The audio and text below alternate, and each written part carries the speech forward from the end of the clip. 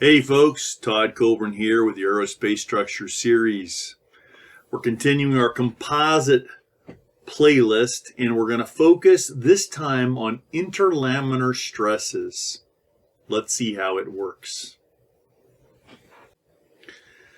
So remember when we studied classical lamination theory a few lectures ago, we were assuming a state of plane stress, right? All the stresses are in plane. In an earlier lecture, we abandoned all of the transverse and out of plane components. So we only have shear stresses in the X, Y, and the shear stresses, normal stresses in the two directions.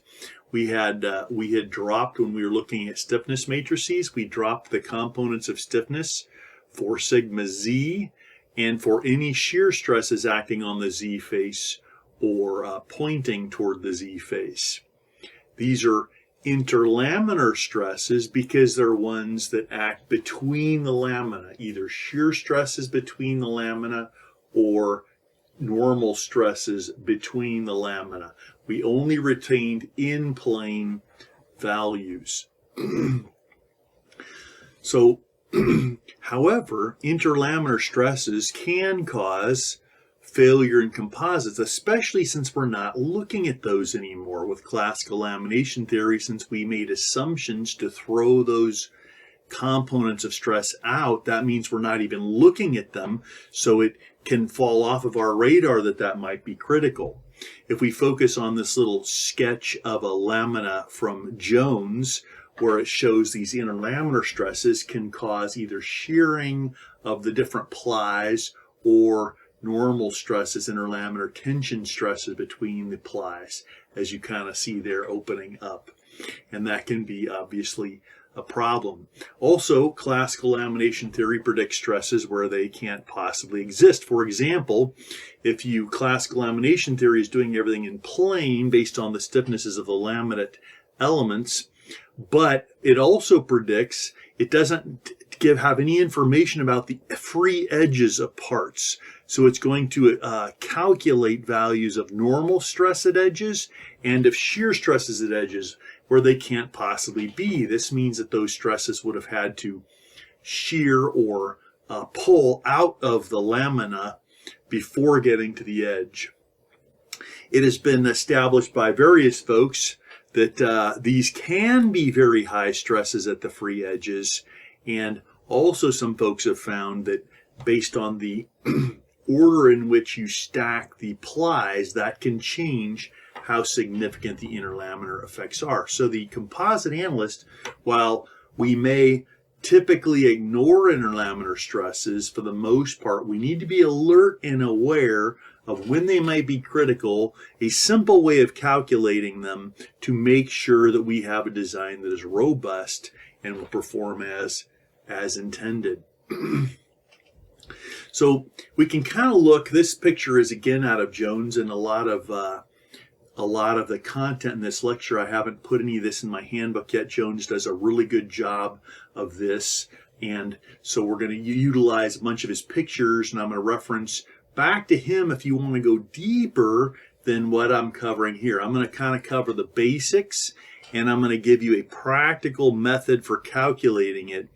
But if you want more background reading, you can go to his text, and then he references a couple other works so you can go back to if you want to go even deeper than that. So let's look at an angle ply lamina, and if we have an axial load applied to that, we're going to get stresses that introduce interlaminar stresses. We're going to get stresses that introduce deformations that cause interlaminar stresses. If we looked at each ply by itself, we would see this kind of deflection picture. And because of that, in order for these to be a laminate, and rather than two separate pieces, we're going to develop shear stresses, as Jones shows like this. So those shear stresses are resisting those relative rotations, since these have to work as a unit. And once again, classical lamination theory will not predict these values. Okay? So if we can kind of see that with this little picture, this little modified picture out of Jones, if you take a look now, what we're looking at here is we have a certain thickness. This happens to be a 4-ply angle ply laminate. And what we can see here is that right edge is a free edge. That A, B, C, D face is a free edge. And therefore, the stresses, there can't be any normal or shear stresses on a free edge. And so we see that we now have an unbalanced load case. Classical lamination theory predicted stresses on that face, but it can't be there.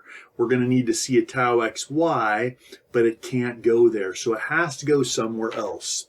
So if we look at that further, we see that actually in order to restore that shear stress along that ABCD face, what we need to do, and if you just imagine a little strip underneath the ply along the edge, imagine a little shear stress acting on that Z face in the X direction.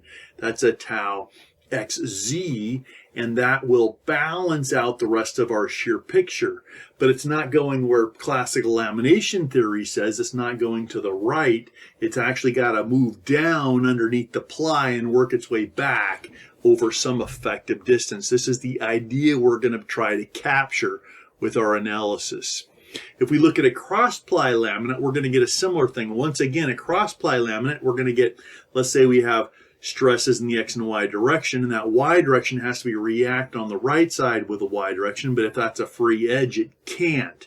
Once again, we're going to have to react that down below the element. So if you imagine a little strip underneath the right edge of the element of some effective width, there's two things. First of all, you have that stress in the Y, which can't go out. That's going to have to shear out down below the ply, since this is the uppermost ply, below the ply. It's going to have to shear out there. And also, we're going to get a little moment. You'll see that that Y stress is acting up at the midplane of the lamina, and that causes a little moment of that stress times the area times that half the ply thickness, a little moment which has to be reacted. And we can react that as a little couple across some effective width right underneath that edge. Look at that little effective width, and we're going to think of that as a little couple. Part of it is pulling that ply away, and the other part is pressing down against the laminate. This is how we can react that out. Now, Jones quotes a couple guys who did some research on this, and they show that if you take a look at this, and what we're looking at here, this is actually B, is the dimension B is twice the laminate thickness. So H is each ply thickness. So the total laminate thickness, I'm calling that T laminate, and 2 of those is equal to B, and then 2 more is the total width that we see here. So this is a 2B width. So from this picture here on the right, we see we've got this going from 0, which is right at, remember that B dimension is 2 plies. The half width dimension is 2 plies wide, T laminate times 2. So at 0, that's right there at the middle of the width of the laminate. And then we have it at Y over B equals 0.5. That's 1 ply width away from the edge. And when that Y over B parameter is 1, that's right at the edge of the part. So we see, if we look at that tension stress, we see that couple is actually going to be tension right on the free edge. It's going to be compression somewhere just inside of 1 ply laminate. So we can think of this as a couple acting 1 ply, 1 ply width from the free edge. So if we have a free edge, take one laminate width. So the total laminate in this case is 4 plies, and take that laminate width, and then we're going to say, okay, we're going to look at that as a little couple acting like this and this acting up. We're going to see more pictures on that. And we can see that this is all limited to about 1 laminate thickness dimension away from the edge of the part. That's where we can assume all that interlaminar effect is taking place, okay? Now, in order to solve this, you kind of have to go back to like an elasticity foundation, and Jones quotes folks who did elasticity calculations and also some finite element work and finite difference work and things. But for our purposes, we're just looking for something we can use based on something that's approximately accurate. So based on these, and if we look once again, that B width, which is half the width of what they're showing an element of 2B width, and each B is twice the laminate thickness. So keeping that in mind, this first little picture shows, okay, now what we're looking at here is we're looking at half of the thickness. So if you have a laminate and we're looking at 1/2 of the thickness, so the very bottom of this figure is the midplane of the laminate. And so this whole graph is going from the midplane of the laminate up to the very top. So the total laminate is like this thick, and we're looking at this part, okay? So you see the top of the laminate, and this is only a 4-ply laminate. So actually what we have is the top of the laminate, we have the bottom of the uppermost ply, the bottom of the second ply, which happens to be the midplane of the laminate, and we're only looking at that upper piece. What we're seeing here, and what's plotted on this other axis going this way, is the shear stress with respect to the strain, the axial strain. So what we see is right there at the bottom of the ply, we're getting stresses, but those stresses drop off to 0 as you go toward the free edge, and they drop off to 0 as you go down beneath that, toward that next ply. So basically we could think of this, once again, as a problem for our outermost plies. These edge effects are going to affect us mostly on the uppermost ply and the lowermost ply within 1 laminate thickness of the edge. That's where we're going to assume all of this happens, okay? Another little picture here. This is another picture out of Jones, which is quoting another reference. So in this particular one, once again, we see that our total laminate is 2B wide, and each B is twice the laminate thickness. And what we see is we basically have whatever classical lamination theory predicts until we get within about a laminate away. And then it quickly changes both for the normal stresses and the shear stresses. All those effects are happening about 1 laminate thickness from the free edge. That's the main takeaway that we're going to need for a practical approach from this slide here. Okay?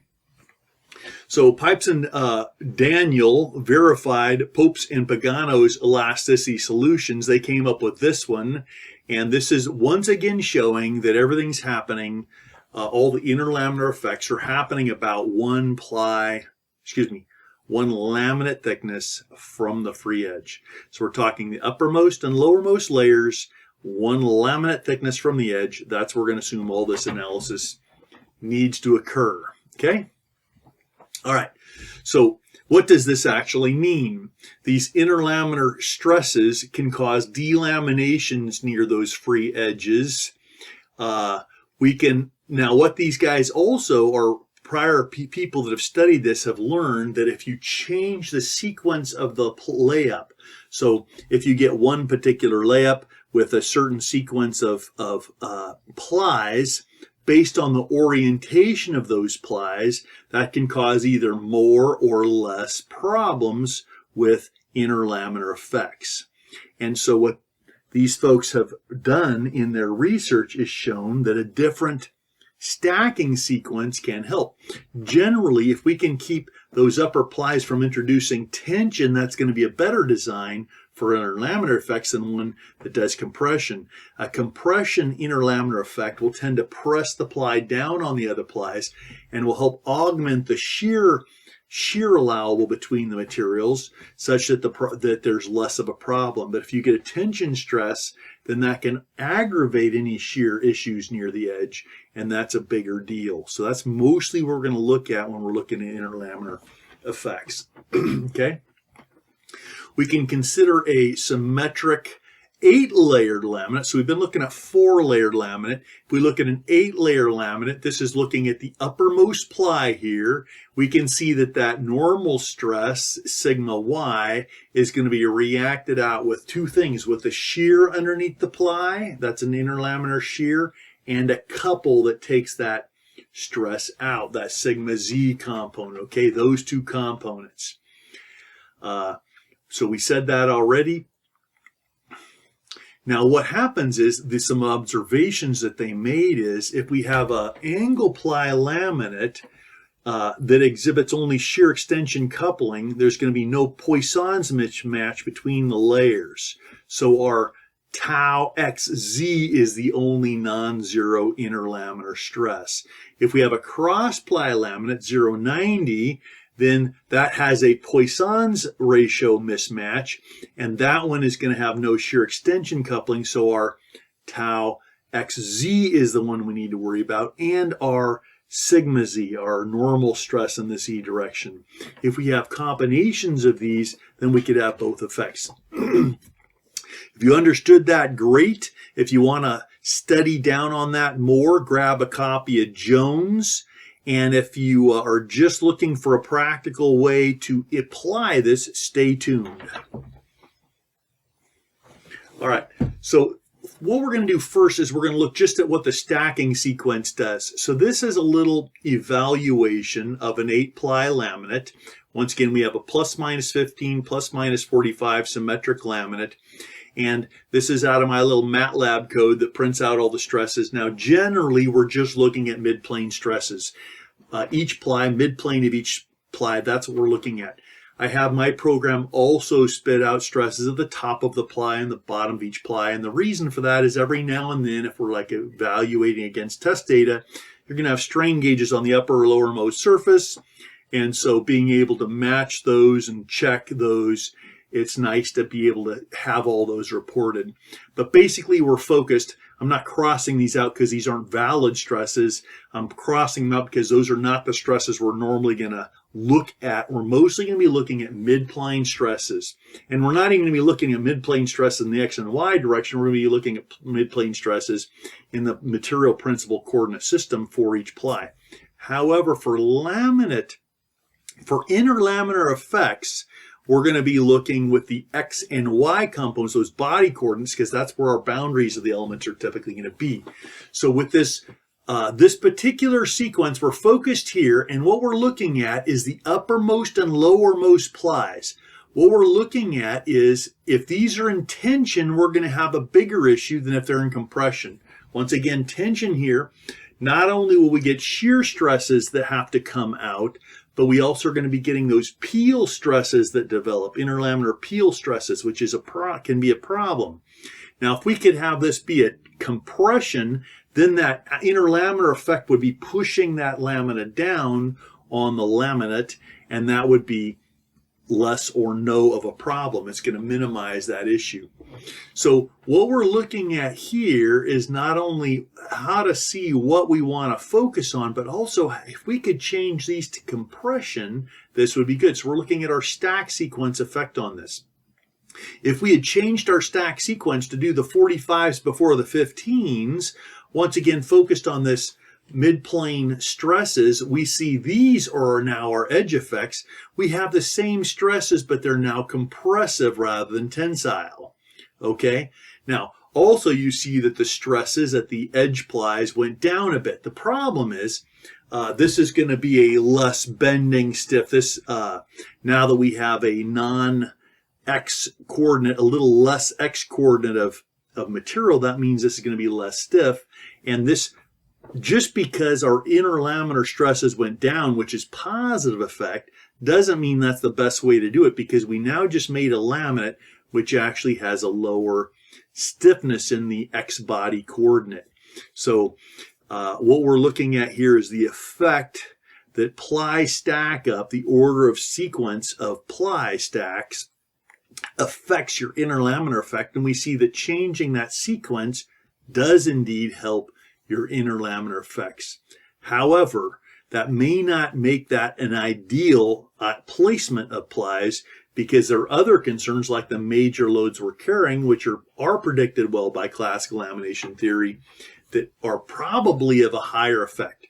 So what this is saying is, okay, so stack sequence does matter, and we can improve the interlaminar potential for problems by changing stack sequence, but we don't want to lose sight that this laminate was designed for something, and the primary loads are the most important thing to have a healthy margin on, and these interlaminar effects are just something we also need to check and make sure we don't cause an issue that will cause failure that's unpredicted, or actually any failure.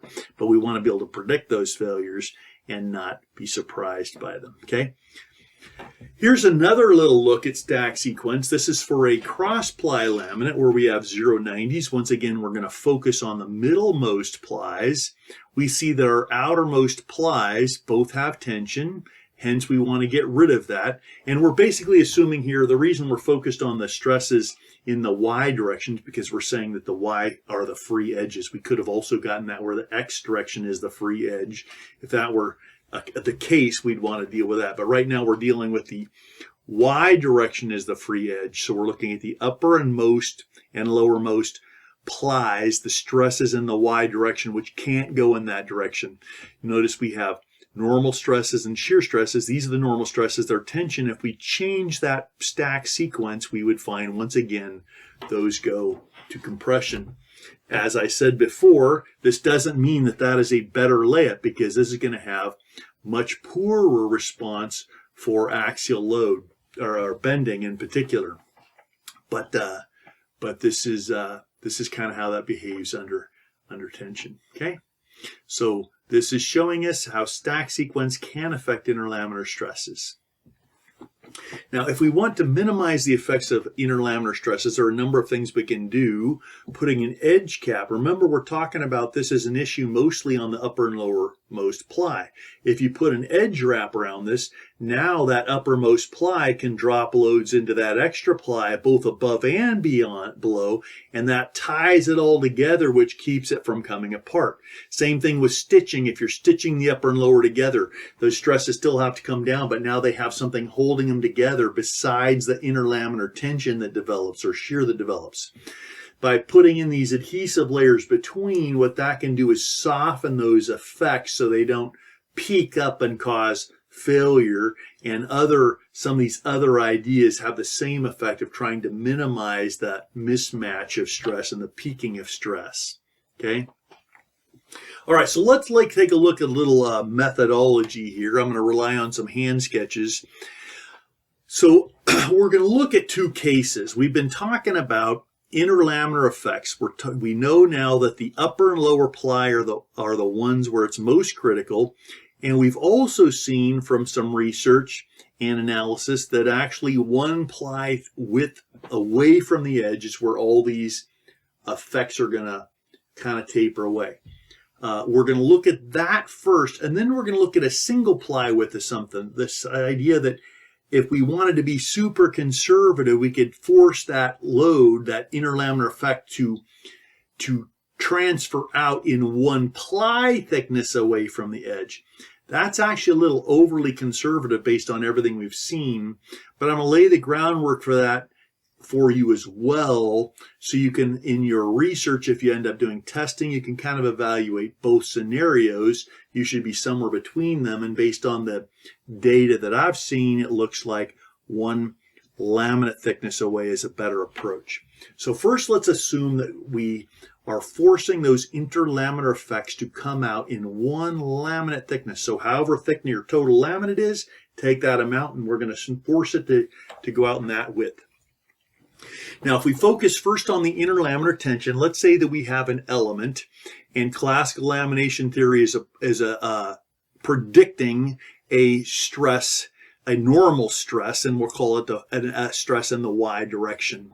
So I'm using the nomenclature I'm using here. So in my classes, you'll notice I use capital F for allowable stresses, since that's what we do in aerospace a lot. But I kind of reverted back when I created this little figure. I was using old nomenclature of forces being F. So these F's are forces. So we have a stress that's predicted by classical lamination theory, and that stress is associated with a certain force in the Y direction. We can figure out what that force is by just taking that running load and multiply by the thickness, right? That will give us the force, or you could take the stress and multiply by the area.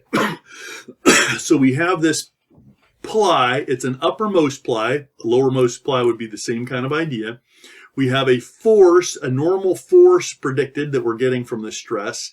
And we see that has to, since it can't go out from the right end, since it's a free edge, that force has to be reacted by a shear flow that occurs underneath the ply. That's that Fy shown underneath the ply.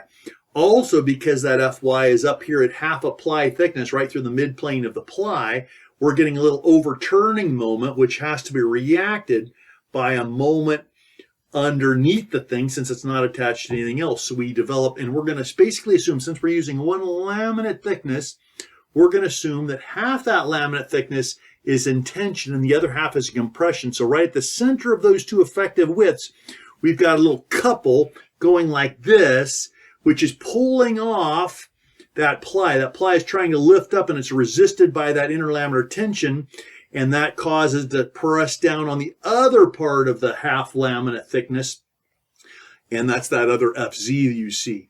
So basically, if this total effective width is T laminate, then we can see that at half of this half and half of this half is where the centers of those forces are. So the total distance between that couple of forces is T laminate over 2. So this is T laminate, and this is T laminate over 2, and this is T laminate over 4, so this is T laminate over 2, okay? So that's our model. We've got Fy reacted by a shear flow beneath, and we've got Fy at a distance, which is reacted by a couple down beneath. And that's our free body diagram for that effect. We know that that force in the y direction is just the stress times the ply thickness times the width of the panel, okay? And if we now take a look at the stress, that force in the Z, and the force in the Z now, so that Fy is the force in the Y. The force in the Z that we need to react is Fy times T ply over 2. That's the moment it causes about the bottom of that ply. And that's reacted by a couple that's spaced at T laminate over 2. That's on the denominator. And so we can simplify that and we find out that that Fz is just Fy times T ply over T laminate, okay? Now, if we take that Fz, we know that the stress, since that's acting on half the laminate thickness, the stress is just that Fz divided by that half thickness multiplied by the B dimension. And if we plug in our force definition, we find we can write it this way, which simplifies like this, which means that that stress in the Z direction is just 2 times that ratio T ply over T laminate squared times whatever Y stress classical lamination theory predicted. This gives us a nuts and bolts, simple calculation to evaluate interlaminar pull-off stresses for the upper and lower plies at a free edge. Okay? Now this covers the tension or the interlaminar peel value. We also need to evaluate stress. We looked at normal stresses here and that drove a normal force and how that caused this overturning moment that caused the interlaminar tension stress. And this causes both tension and compression, but we're not concerned with the compression. That's pressing it down. We're concerned about the tension, which is peeling that off.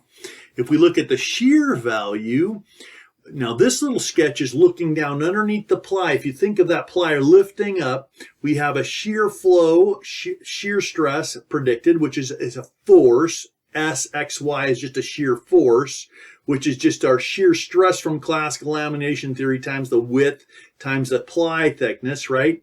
And we see, since that can't go off the right edge, there's a little effective T laminate down beneath where that shear flow is reacting along the edge of that panel like this. That's what you're seeing here.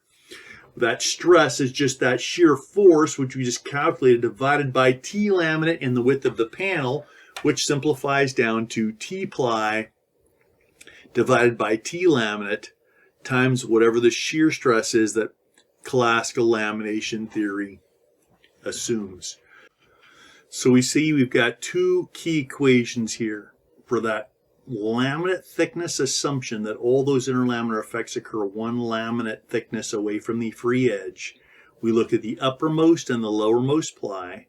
We take what classical lamination theory predicts for the stress in the Y direction or transverse to the whatever free edge it is, and also the corresponding shear stress that classical lamination theory applies. We plug them into these two equations and we get an estimate of the interlaminar tension that occurs and the interlaminar shear that occurs, both happening just beneath that uppermost ply, or if we were looking at the bottom, it would be just above the lowermost ply. These are our two key equations. Now we're going to take a sidebar here and we're going to look at, hey, if somebody wants to be really conservative or doesn't buy that one laminate thickness is appropriate, they can use a ply thickness assumption where you basically do the same calculation, but now we're going to assume that all those interlaminar effects come out one ply thickness away rather than one laminate thickness away from the edge. And if you choose to use that approach, you can follow this derivation here.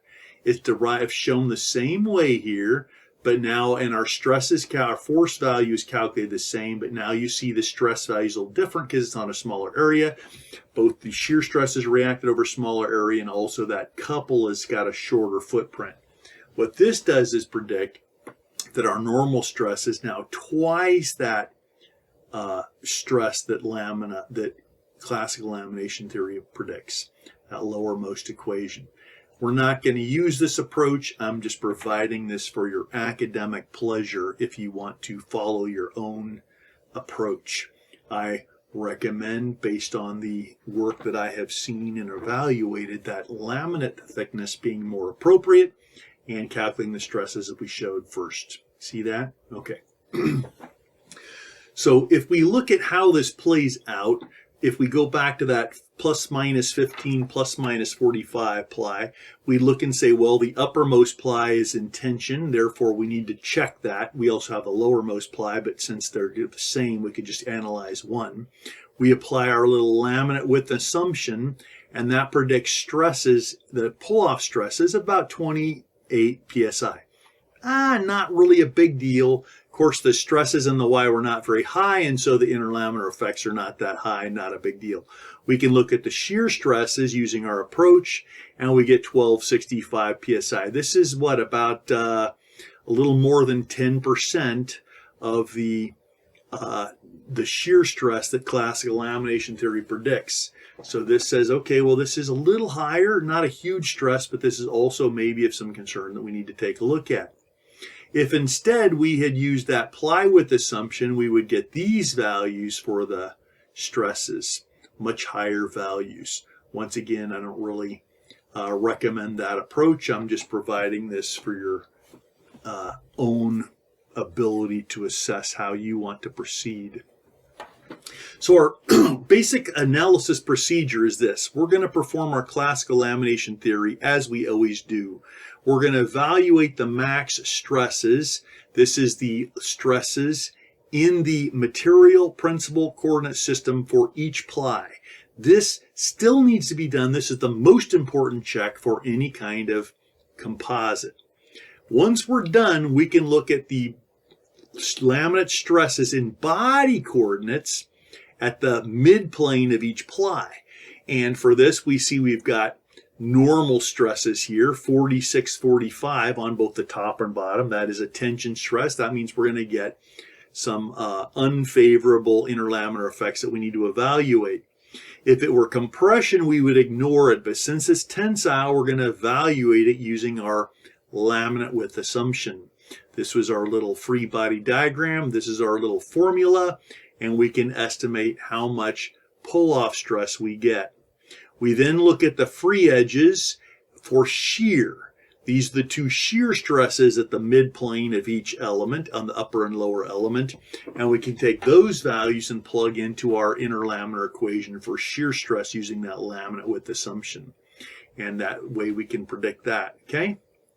We're going to check these against the matrix value. In fact, both of these values, since they're interlaminar effects, will be checked against matrix allowables. That sigma z against matrix tension, and that tau, the tau value, interlaminar shear stress, is also on the matrix material, is what we're going to check that against. So here's a little example. Let's say we have a glass epoxy laminate, It looks like these are glass epoxy properties. Looks like we've got a 0, 90. This is a cross ply. 0, 90, 90, 0. This is our input properties. This is our strains, our running loads, and the corresponding strains that they produce. These are the strains at the in body coordinates on each ply, and this is the total stresses in body coordinates at the midplane and top and bottom of each ply, and these are the stresses at the midplane and material principal coordinates. Okay, we're going to figure out, first we're going to go and evaluate the laminate itself for classical lamination theory, looking at each ply and evaluating it for failure. And then we're going to go and look at the uppermost and lowermost plies, the shear and tension values. If any of them are a free edge, we will check those against interlaminar effects.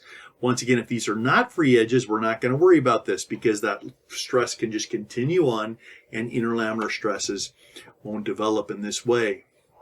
Okay, so let's look at a little example. Here's a glass epoxy laminate. If we want to say, okay, we've got an analysis here, what values do we use when we want to evaluate the laminate itself for any potential failures? Well, we're going to focus on this part, as always, and check all of these stresses against the critical allowables for those plies. Well, if we look at stress, we say, okay, what is our max tension stress? We see that that happens to be direction 1 in this particular case, both the upper and lowermost plies. We can write the margin of safety against the allowable. In direction 2, we see that the max stress happens in ply 2 and 3. Our max compression values happens in ply 1 in the second ply. And our max shear stress happens to be 0 in this case. We can write our margin of safety against the allowables, just using a max stress failure criteria, and we see that that 2 direction fails for compression, curiously. Okay? So if we, once we finish that, we then can go and look at the interlaminar effects. Remember, we're going to go back to our body stresses, body coordinate stresses for that. Those are shown here. And we're going to look at the uppermost and lowermost plies. We're going to start with that free edge. We're assuming that free edge is a y edge. Therefore, we're going to grab this value and the corresponding bottom value. We're going to apply our little nomenclature, our little model, which we derived before like this, and we can calculate our stresses, just like we talked about. That's our interlaminar tension, and that is our that's our margin of safety. And next, we're going to look at interlaminar shear. Once again, that was checked against the matrix value. For shear, we got these values. That happens to be 0 for shear itself for classical lamination theory, but we still have to evaluate the shear occurring due to interlaminar effects.